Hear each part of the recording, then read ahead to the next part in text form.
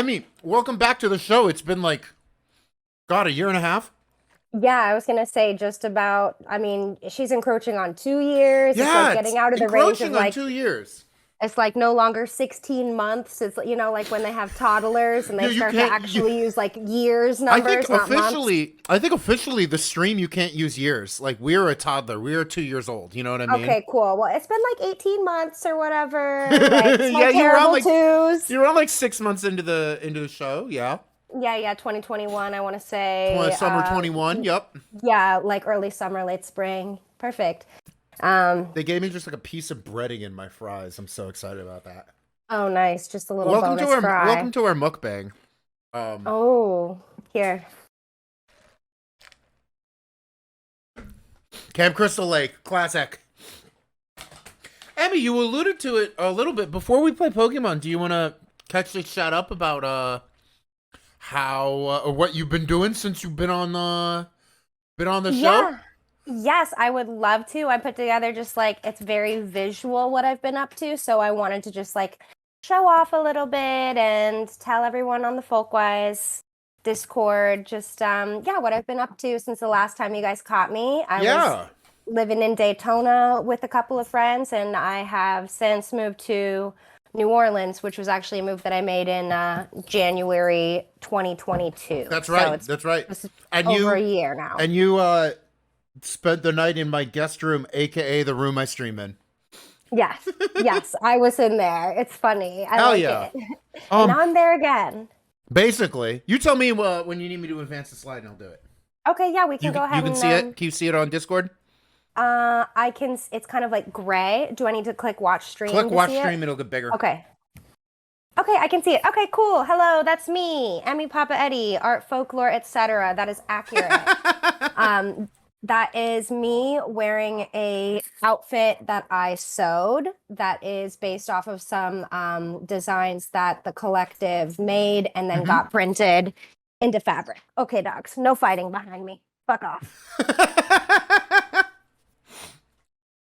But yeah, we can advance. So yeah, Ooh. I've moved to New Orleans. These are some really cool pictures of float pieces from Mardi Gras World, which is the studio and space where they make a lot of the float objects. On the left, we have a nutria, which is a rodent that is like really like of the area Oh of New yeah. Oh Orleans. yeah. And then on the right, we've got just like a Oh, little mix of some pop culture references. We got a crime dog, we got a Terminator, and yeah, that's good. Some Saints. We can have it, yeah. So yeah, I mentioned that I'm here living with an artist collective, and hmm I just wanted to introduce them. These are some of my really good friends. They are the Milagros Collective, and the founders are Joy Filastre and Felicia Stienza, who you can see are the humans, and then to the right is just like a picture of the interior of their home, which has like been completely muralized. Oh yeah, it has. They're visual artists. They do everything from large scale installations, murals, public artworks, small pieces. They expanded into small sculptures in the past, well, probably like over 5 years now. They do works in resin, works in ceramics. We just got a kiln that they set up outside the house, and it's just like a really special opportunity since they were able to purchase a house to be able to live in like a real like creative living working space hmm in advance. Oh yeah, this is a picture from outside the house, which I like. You can see a little bit of their car, which is like all Mardi Gras funky The painted. art car. And more importantly, we have our local celebrity whose name is Pinky. She is a chicken who belongs to our neighbor Trish, but we call her Peckalina because she pecks at bugs in our front yard. Pecolina. Peckalina. I So that's love it. that. Okay, this is some of the work that I've done with them in the past couple years. This was actually September 2021, so a little bit after the last time you guys saw me. They've been painting this bar Gramps in Miami since 2012, and I helped them with a couple of these more realistic fish pieces. We can advance. You can see just kind of like the mix of styles, and Gramps is right in the middle of Wynwood. It was one of the earlier businesses to be in that area, and it's got like a bit of a cult following. It's a venue. I did those shrimps that kind of look like they have butts because I can't help myself. I like the shrimp. Chat loves the shrimp as well. Cool. Yes, the shrimp are good. They're very bootyful, and we can advance. This is some work that we did about a year ago. Actually, in the left-hand picture is my brother Jeremy, who some people don't know is actually a professional artist who lives and works in Daytona Beach. But we hired him to help us with some really big bathroom murals in Myrtle Beach, South Carolina for the Hangout, which is like it's like a different zone of the Hangout Music Festival, which is based in Gulf Shores, I believe. So Gulf Shores, Gulfport, it's one of those. But there is Alabama and this one, South Carolina. Just examples of some of the work. Alabama, yeah. Okay, Gulf Shores, yeah, that's what it is. That's the Buc-ee's I stop at on my way to New Orleans. Okay, that makes sense. That makes sense. I have that Buc-ee's mug. Hell yeah, it's a good mug. Yeah. I love a big mug. Mirany's not in chat says that she's been to Hangout. Oh, cool. The festival or the restaurant? Yeah, the festival or the restaurant. I don't know. Tell us, chat. Anyway. You tell us. But we can advance the slide. It was just a little bit example of some of the work we've been doing. Ooh. Okay, so I thought that the streaming community would really appreciate some of the work that we've been doing with Magdalena Bay, which is a very, I would call them like super internet savvy pop duo who we first started working with summer of 2021 for their Hysterical Us music video. I helped doing makeup. I helped doing some of the costumes. This is a rhinestone piece that Mika is wearing. It looked really good in the video too. And this was really good because you can advance now. It led to some other jobs with them. Yeah, so a lot of what I've been doing, like for my personal work in art, has been making costumes, particularly for performances, kind of starting with that music video. And then these are the costumes that I made for Mika for their big tour last summer. Again, utilizing some original Milagros designs that we had printed. And then I turned into, these little costumes, which you can see some of the designs. That's what the GIF is. We sent it. We're like, what do you think? But we can advance. I like the purple and green one. Thank you. So these are some pictures that they posted. So cool. These are in action. They went all over the world. It was really exciting to see my costumes on stage. Yeah. It's been a cool opportunity. We can advance. Another opportunity that's also been costuming for me has been working with the artist Swoon, who actually grew up and had the same painting teacher as I did in Daytona. A lot of people don't know, but elementary age through early high school, I actually took classes to become trained in Renaissance painting techniques, and my painting teacher was her painting teacher, even though we're about a decade apart. Swoon really came up and came out of the street art scene in New York. She's started doing a lot of wheat pasting and graffiti art, and now she's really well established in the fine art world and is starting to work her way from doing installation visual art into doing movies and puppetry. And I had a really good chance to get to know her while I was in Daytona, and she hired me to make some costumes. So these are some costumes that I made for some characters that she's developing for a universe that will, I believe, eventually become a film. And you can actually see, the Magdalena Bay stuff right behind it. And that one we can advance for another example. So this is another one with this in collaboration. She does a lot of work with paper stuff. And so the base dress is something I made for this paper doll fairy godmother character, which you can see on the right here. Can advance slide again. And this is like he's kind of like the bad guy. His name is Ogre Minky, and so we wanted to make these Ooh. really like nasty looking like painter overalls for him, and that was really fun too. Just trying different skills and advance again. Another artist that I worked with, actually right after I moved to New Orleans, was Alia Ali, who's a Yemeni artist who does a lot of installation and photography work that really features and utilizes the work of who she calls like the masters, who are women who are doing this particular style of, I believe it's a wood block, but it's block printing on cotton textiles like in the Middle East. And again, like I said, she's from Yemen. And so you can advance and see what some of the garments she had me make turn into. Wow. This is her photography, which was on display in London, I believe, summer or fall of last year. And you can advance again to see some more. Everything that these characters are wearing are things that I made. This looks a little blurry. Oh no, it's just loading. Oh. Okay. No, you're good. Yep. Okay, yeah. Okay. But no, I especially love this ruffle. This ruffle outfit was really, really intense to make. It's got like these structural like epaulettes and Oh, nice. a big bow, but that was really fun. And the fabrics that she had me work with were just gorgeous. It would have made Pravina cry. So like, I was like, can I cut this? Is it okay? But it was okay.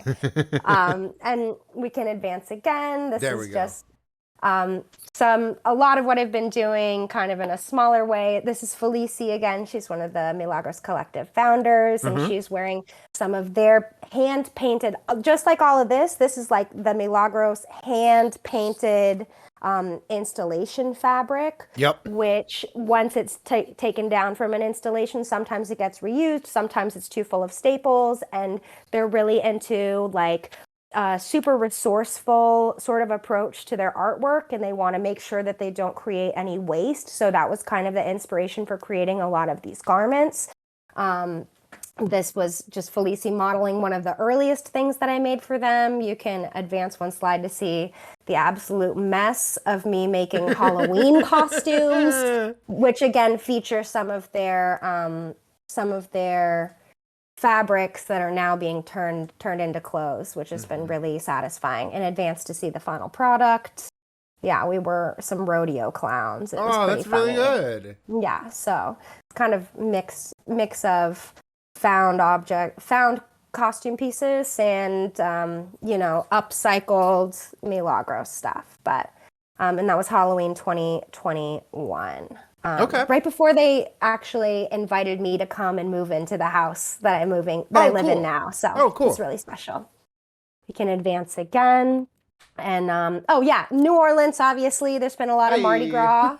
There's a famous friend over there. Some of you might recognize Rebecca Cunin, who was my #1 partner in crime in Bloomington times. We're wearing some costumes that I made for Mardi Gras last year. And there's also me and Becca and Felici in this puppet car, which was a collaboration between Milagros Collective and Ponce y Creacion, who are a pair of Puerto Rican puppeteers.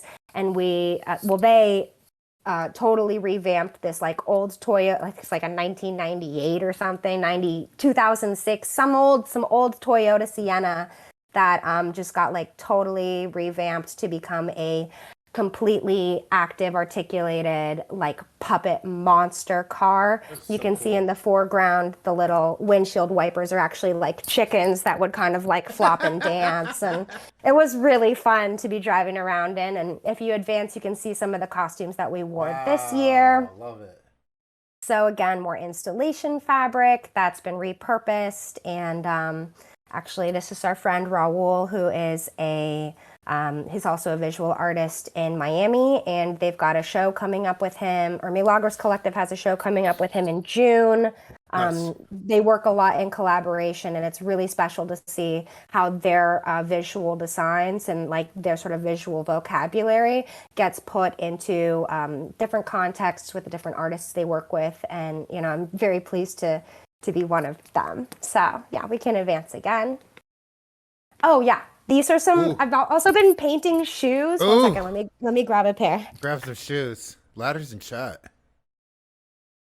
Wow, this is so much fun. I have no idea what they're gonna come back with. So this was a special request that my dad made. For those of you on the chat who don't know, my father is from Guatemala. I think that this sort of like psychedelic visual language Yeah. of especially like the indigenous textiles and Yeah. some of like the artesanias, like the folkloric objects that end up being used for tourism have been a really big inspiration to me. And so these sneakers, there's a process picture. And then Mm-hmm. the final, he took that photo. He was like, oh, these are my shoes. It made me really happy. But this is just what I did for him. And then here's some like tarot card shoes that I painted Ooh. too for all you witchy girls. Wait, keep that up there. I'm blowing it up. Okay, there we go. Very nice. Very nice. Ooh, very Look up. good. Like the dog. I got all the elements of the cards into the dimension of the shoe. But just wanted to show that off. That's been a cool new different venture. Again, trying to just play with like different surfaces, I guess, and we can advance again. So I think I mentioned earlier that one of the really big creative like themes or approaches of the Milagros Collective is essentially a DIY resourcefulness, which also is really, they've got a bunch of environmental projects that they've created. And so we're really interested in creating the least waste possible. Mm-hmm. And when we were getting this special fabric printed, we wanted to make sure that, that was a big cost for us, just like as independent artists. But then additionally, we don't want any of it to go to waste because it is their art and design. So with my special interests in the professionally sexy ladies, I decided to make stripper bikinis, which is about the best way to use small scraps of fabric that I could think of. Hell yeah.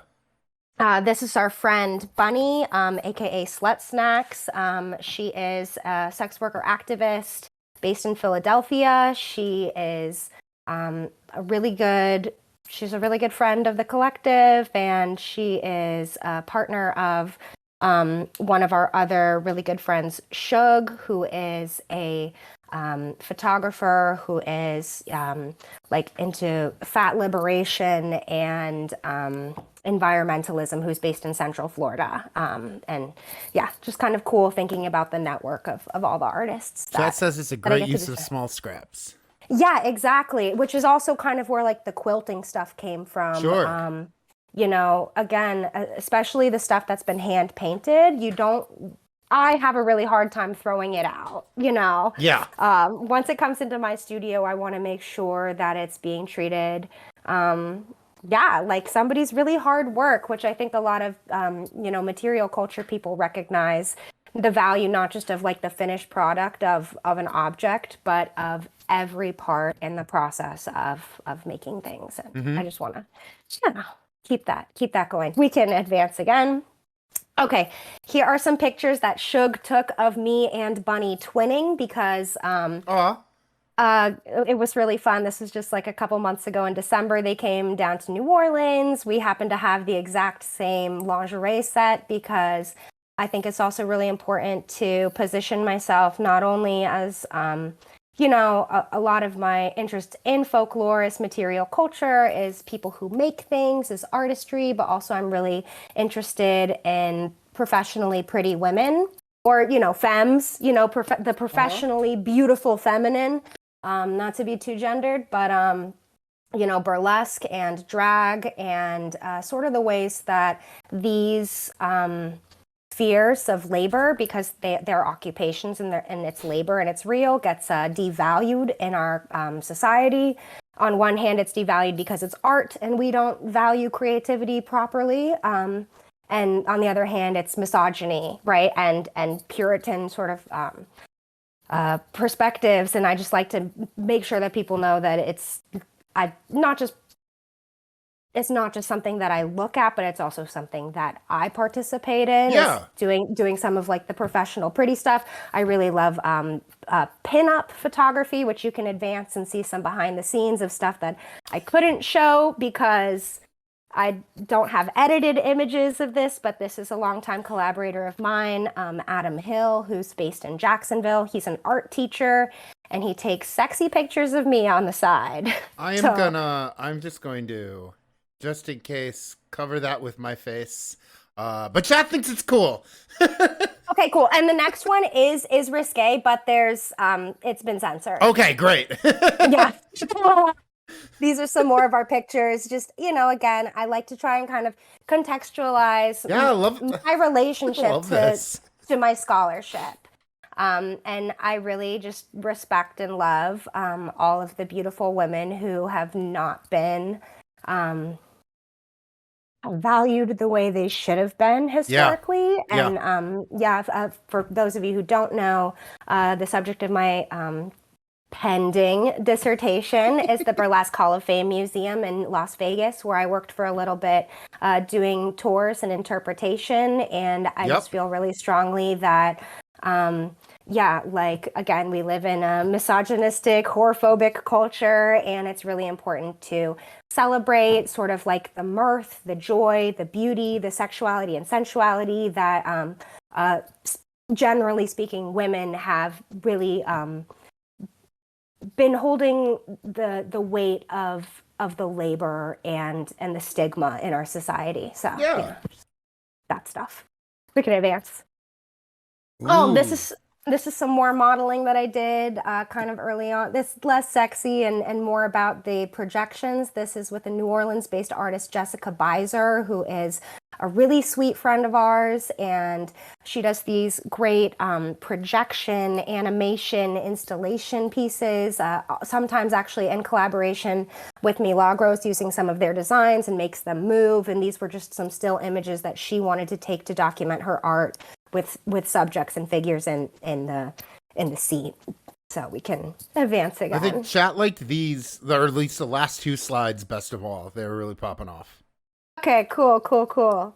Okay, and so I mentioned, just now my context has been kind of about the devaluation in society of professional artists, specifically like sexy lady artists. But another thing that I've been doing, aside from making things myself and beating myself up about not writing my dissertation, is I have, in the past year especially, been able to spend a lot of time helping other artists that are in our extended network to secure grant funding. I've been able to use, you get far enough in academia and you get really good at writing, and part of that writing is reading the applications, right? Yeah. And kind of trying to figure out the puzzle of what people are asking for. And I was able to help Liz and Bo secure the Creative Capital Grant, which is one of the largest grants for artists in the United States. Oh yeah. It's very, very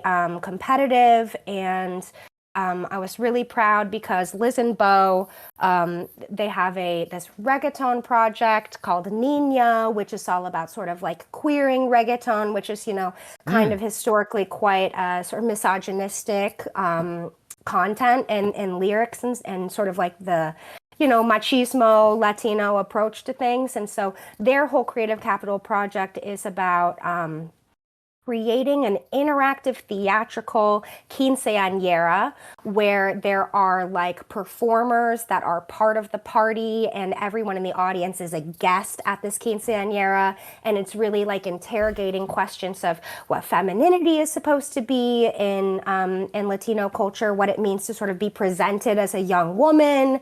And it's really a phenomenal project, and I can't wait to see how it fully gets realized now that they have the funding. And on the right-hand side, this is another artist that we've known for a long time. Actually, I met her when I was an undergraduate at USF in Tampa, which is where I met Felici from Milagros. She was doing her MFA along with Adam, who was sexy photographer, and Desiree Moore, who is in charge of Girl Talk Films, and she's another artist that I've been helping pretty extensively to secure funding for a documentary that she's working on, which is about, oh my God, in digital folklore, people, you would fucking flip. I don't know if it's exactly like folkloristic, but it's essentially about her boyfriend passed away in 2018, and she found herself really just like in a sea of personal data that was left over. All of the text messages that you have left over. You know, before you would die and you would leave behind videos, maybe some scrapbooks, but you know, now it's all of these weird Facebook memories of, you know, hey, remember your boyfriend who just died? You know, it's like this weird interaction in the digital space. And so she's making this like really avant-garde documentary that is all about kind of her journey of the grieving process. And so on one hand, it's about the way that grief is really ignored in our society. You know, again, it's an emotion. We're a misogynistic society, so anything emotional is kind of like relegated to the feminine, to the private. We don't talk about that. And because of that, we don't have social supports that are available to people who are bereaved, who have just suffered loss and grief. And then on the other side, it's really looking at what do we do with all of the remnants of our loved ones and their digital footprints. And she's even going to be trying to create a virtual, we've been talking a lot about Mary Shelley's Frankenstein, because she's going to be creating a virtual reality version of her deceased boyfriend to talk to in VR, all based off of the data, the digital data that he has left, which I just think is like a really incredible artistic project. And I can see a lot of, you know, I can see a lot of these are things that as a society we're going to have to start sort of contending with sooner than later. And because it's such a taboo subject, I just think that it's really ripe for investigation, and it has been such an honor to be able to use the skills of the Ivory Tower to really like lift up the voices and projects of people that I really love and respect. So, hell yeah. We can advance. Oh, dogs. Palette cleanser. Yeah. So on the left is baby Adonis after he got his balls chopped off, and on the right is a big boy Adonis. And I don't know if it's like dog folklore, but I have never met a dog who doesn't fuck with a lamb chop plushie. That is like their favorite. Oh, hell yeah. So that's old Lammy. She is very R.I.P. Rest in pieces. So. And we can advance one more. And this is just kind of like my closing slide of us in Myrtle Beach. And I just, you know, kind of wanted to close out my, like, what I've been up to, talk to, again, just really, like, champion the artist in my life. And, you know, Henry Glassey's got, what's his quote? I